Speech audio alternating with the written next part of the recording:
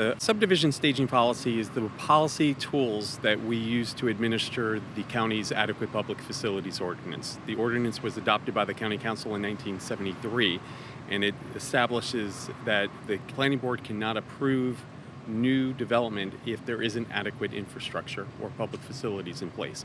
The subdivision staging policy decides how we define that adequacy and how we measure it.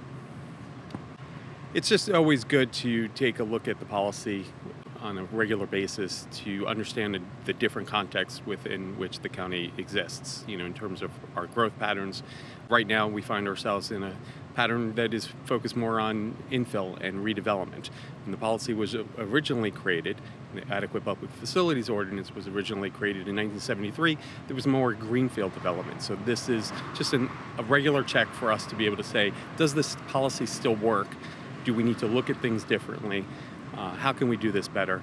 And how can we use it to support other county policy priorities as well?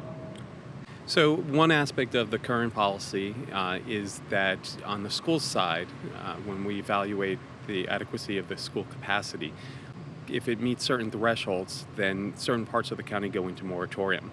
At this point, we have several school clusters as well as individual school service areas that are currently in a residential development moratorium, meaning that no new residential development applications can be approved by the planning board.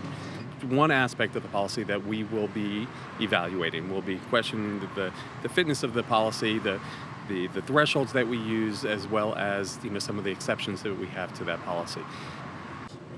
Well, there are a number of different ways. We'll be holding a community workshop on October 7th in the evening at the Silver Spring Civic Building.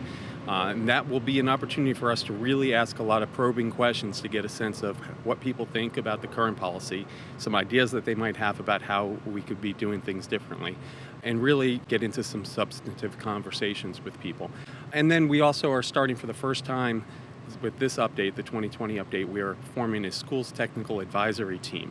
And this will be a group of community residents and stakeholders who can help us analyze, review, and think through the data as well as potential policy options as we go through this whole process.